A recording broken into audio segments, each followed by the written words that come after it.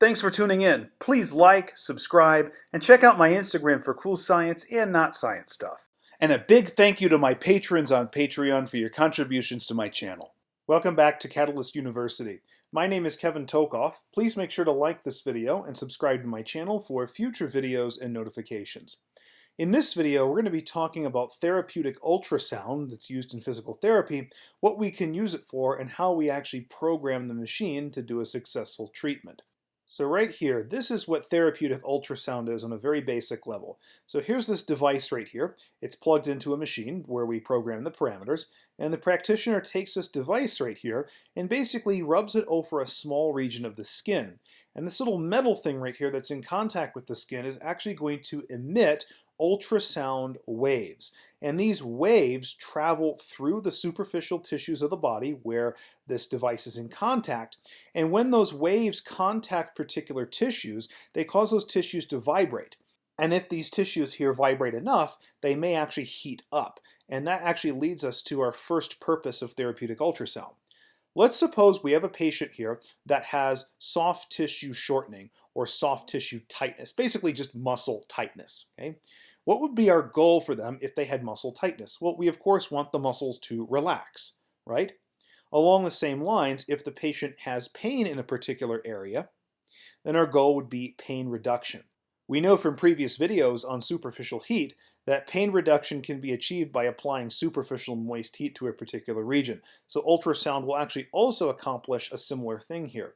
And whether our goal is muscle relaxation or pain reduction, these two things can be achieved by using the ultrasound for its thermal effects. Now, if we want thermal effects, the thing we have to program first with the machine is a 100% duty cycle. So what is a 100% duty cycle? Well, the duty cycle has to do with what percentage of the time that this machine's on is it actually emitting these ultrasound waves that are causing vibrations. So if we have a situation where only 50% of the time this device is actually emitting ultrasound waves, then it would have a 50% duty cycle. If it were only emitting those waves 20% of the time, and 80% of the time it was not, well then it would have a 20% duty cycle, and that's what we'll talk about in a few minutes. But a 100% duty cycle is going to be emitting enough ultrasound waves to give us enough vibration to where we do get those tissues to heat up. And so that gives us thermal effects. If you look at a typical ultrasound machine or a machine that does ultrasound, it probably won't be written as 100% duty. It will instead say continuous. That means the same thing as 100%, and that's going to give us thermal effects. The next thing we have to figure out is the tissue that we're trying to have an effect on superficial or deep? So if we have a superficial tissue, that's really defined here as being less than 2 centimeters from the surface of the skin, so about 1 to 2 centimeters from the surface. A deep tissue is going to be 2 to 5 centimeters from the surface of the skin. For example, if we're looking at the deltoid muscle, this is going to be superficial. It is within 2 centimeters of the surface of the skin. But if we were trying to have these effects on the rotator cuff muscles, those are going to be deeper. Those are going to be closer to 5 centimeters. So that's going to change what frequency we use and program the ultrasound at. Now, when you program the ultrasound, you're not going to have to input the depth of the tissue, but you do need to know the depth of the tissue, whether it's deep or superficial, because these other parameters right here depend on whether or not it's superficial or deep.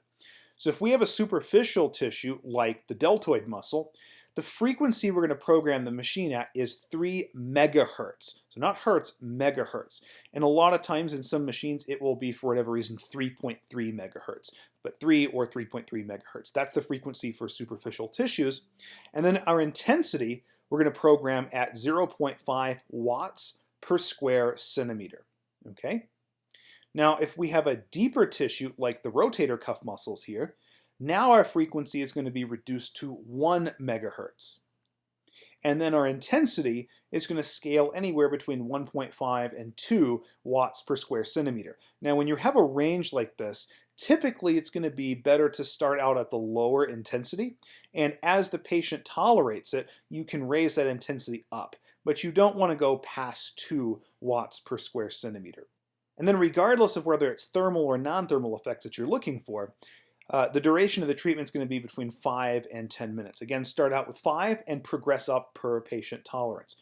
Now, the size of the area that you're treating with this ultrasound head right here is going to be 2 times the ERA. We'll talk about what this means in a couple of slides, so bear with me, we'll get there. One other thing to mention before we look at the non-thermal effects is notice that for deep tissues, we're not saying 2 and on. It only goes 2 to 5. So this implies that the ultrasound is going to become much less effective if we go deeper than 5 centimeters. So for example, not that you would ever do this, but if you were trying to, let's say, ultrasound the large intestine, it's not going to work because the large intestine is much deeper than 5 centimeters. Okay, so that's not going to work. So it does have a limit with how deep these waves are able to penetrate. Now in the clinic, when you're using therapeutic ultrasound, by far you're going to be using this for thermal effects more often than non-thermal effects. Okay? And when you're considering thermal effects and heating these tissues, we need to consider one other thing indirectly, and those are the attenuation coefficients. Okay? So you do not need to know these numbers off the top of your head, obviously, and you're not really going to be actively thinking about attenuation coefficients. But one big concept you need to understand from this is that certain tissue types are going to heat faster than others. Okay, and it has to do with the tissue's composition. So obviously blood, fat, liver, muscle, etc., these all have different compositions on the cellular level. Okay? And so that means that when you vibrate these tissues, they're going to heat up at a faster rate, okay, or a slower rate in some cases. The rule is that the lower the attenuation coefficient, the slower that tissue heats. The higher the attenuation coefficient, the faster it heats, and the more that you have to be careful when you're using the ultrasound in that area. Okay, so for example, if we look at the 3 major ones here, fat, muscle, and bone, notice that fat has the lowest attenuation coefficient of 0.6. That means out of those 3 tissues, fat is going to heat up the slowest. So you don't really have to worry so much about fat. Fat's also an insulator, which explains why it heats so slowly. If we look at muscle, muscle is also fairly slow compared to these other 2 here. Muscle has an attenuation coefficient between 1.2 and 3.3. Again, it's pretty low, and that's usually where we're going to be targeting for ultrasound, is on skeletal muscle. And then notice that bony tissue has an attenuation coefficient of 20, which means if you're using the ultrasound head over a region that has a bone near the surface of the skin, it's going to heat up pretty darn fast. If you look at this picture right here, let's think of some bones that are in that area. Well, the acromial process is in that area, and anteriorly you would actually have the clavicle as well. So that means when you're moving the ultrasound head over this region, or any region that has a bone that's very superficial, you have to be really careful not to have the head on that bone for a very long period of time, because it will heat up faster than the muscle and the fat. The other indication for therapeutic ultrasound is if we have delayed tissue healing or prolonged inflammation. And so the goal of both of these situations would be to jumpstart that healing process. And you'll notice for this purpose, we're going to use a non-thermal approach to ultrasound, and that's going to be a 20% duty cycle. That means that this machine, while on, is only going to be emitting those ultrasound waves 20% of the time. The other 80%, it's not going to be doing that. That means that there's going to be much less vibration in those tissues and much less likely that they're actually going to heat up, so therefore it's non-thermal. And if you think about it, thermal would be contraindicated for prolonged inflammation because heating actually might induce more inflammation. We're trying to get rid of inflammation, so we don't want thermal effects, non-thermal. Now again, we have superficial and deep tissues. Same kind of thing over here. Superficial tissues are going to be between 1 and 2 centimeters from the skin surface, and deep tissues 2 to 5 centimeters. Again, for superficial tissues, we're using 3 megahertz as our frequency. For deep tissues, it's going to be 1 megahertz for our frequency. And in terms of the intensity of this treatment, we're going to use an intensity between 0.5 and 1.0 watts per square centimeter. Again, we probably would want to start off with the lower intensity and per patient tolerance, increase it up to about 1 watt per square centimeter. The duration here is going to be the same. It's going to be 5 to 10 minutes. We're going to start at the lower duration, and again, per patient tolerance, increase it up to 10 minutes, but not exceeding 10 minutes. All right, so parameters are nice, but how do we actually use the ultrasound? Well, here's our ultrasound head right here, and here's the actual surface that's going to be in contact with the skin. We need an ultrasound gel, okay? And what we're going to do is we're going to put some of this gel on the site that we're actually going to treat. So let's say this black dot right here, this is really the site we want to treat. But this large black circle right here is our treatment area. Okay, so really on that area, we want to get some gel. And then we also want to get some gel on the ultrasound head. Okay, and once we have gel on the site, then we can take that head and we can do the treatment. Now, this 2 times the ERA, what does that mean? Well, ERA means effective radiating area. So what is that? So the effective radiating area is really just the region here of this ultrasound head that is emitting those ultrasound waves. Although it's not the same thing as it, we can more or less think of it just as the surface area that's in contact here with the skin. And so 2 times the ERA, that's our treatment area size, basically double the surface area of that ultrasound head. And so once we have gel here on the site and on the ultrasound head, then we can take the ultrasound head and we can actually perform the treatment. Now there's several rules to this that we want to consider. Okay, the first we've already talked about. The treatment area size here is basically about double the surface area of the ultrasound head. And we don't really want to deviate outside of that. Okay? The second thing is we don't just want to put the ultrasound head on there and leave that right in position when it's on. Okay? We want to keep this moving over the skin. Okay? And don't be afraid to add more gel.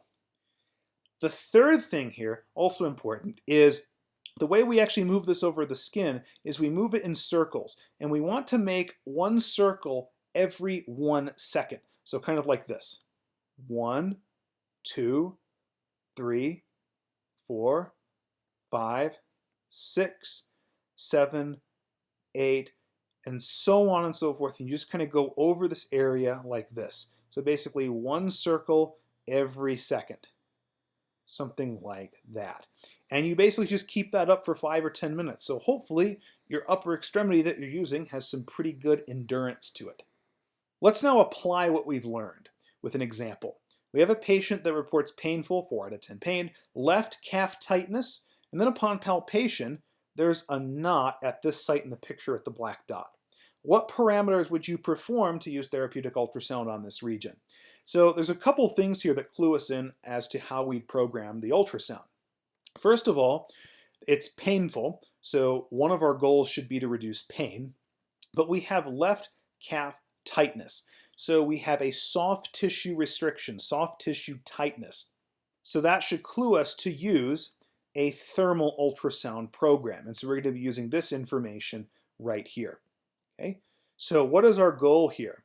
We want to loosen that soft tissue. Okay? Yes, we also want to reduce pain, but likely we're not going to get rid of the pain until we loosen that soft tissue. So that's our major goal, to loosen the soft tissue.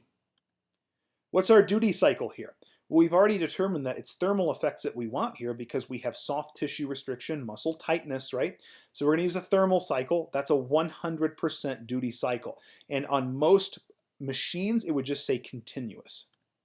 What's the frequency we're going to use? Well, for the rest of the information here, we have to determine if this is a superficial or deep tissue. Now, if you can palpate this knot right here, it's most likely not a deep tissue. Okay, so yes, there is the soleus muscle in the calf that's deep to the gastrocnemius, but the fact that you can palpate this probably means it's more superficial. So it's going to be a superficial tissue, and then remember, for those superficial tissues, we're going to use 3 megahertz. Now, in some machines, it's maybe 3.3 megahertz, but as long as you know about 3, you'll be fine. So 3 megahertz. And then what intensity are we going to program this with? Well, remember that when we have a superficial tissue, the intensity is going to be 0.5 watts per square centimeter. Again, look back at that table. What's the duration of the treatment? Well, most likely we're just going to start at 5 minutes. And as we go through more and more treatment sessions, if we keep doing this, we'll eventually progress up to 10 minutes, but we will not exceed 10 minutes on this site. And are there any other modalities that we could potentially use in place of ultrasound? We should think about that. Yes, there are. Well, first of all, heat. So superficial heat to this region, okay?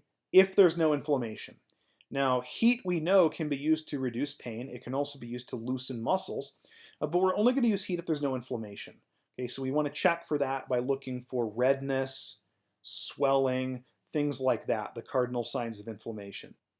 What about cold? Cold's not going to be the greatest option here, okay? Cold would address the pain, however, it's not going to do anything for the tightness. So remember, cryotherapy doesn't actually help muscle tightness. Heat is what helps muscle tightness. So cold is not going to be the best option here, but it would address the pain momentarily. And then we could also do some kind of manual therapy, some manual work on here, whether it's soft tissue massage, Graston tools, foam rolling, anything like that. And that would address the tightness, potentially the pain also. But if the pain was still there, then you could just simply TENS it. TENS or IFC, and that would also help with the pain.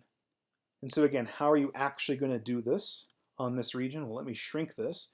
Well, you're basically just going to go like this. 1, 2, 3, 4, 5, 6, 7, 8, 9, and so on and so forth for 5 minutes or 10 minutes, depending. Also, if you're going to be doing this for at least 5 minutes, you want to make sure that you are in a comfortable position and know that your arm is probably going to get tired doing this, especially if you're going up to 10 minutes. So hopefully this video gave you a good understanding of therapeutic ultrasound, how and when to use it. Please make sure to like this video and subscribe to my channel for future videos and notifications. Thank you.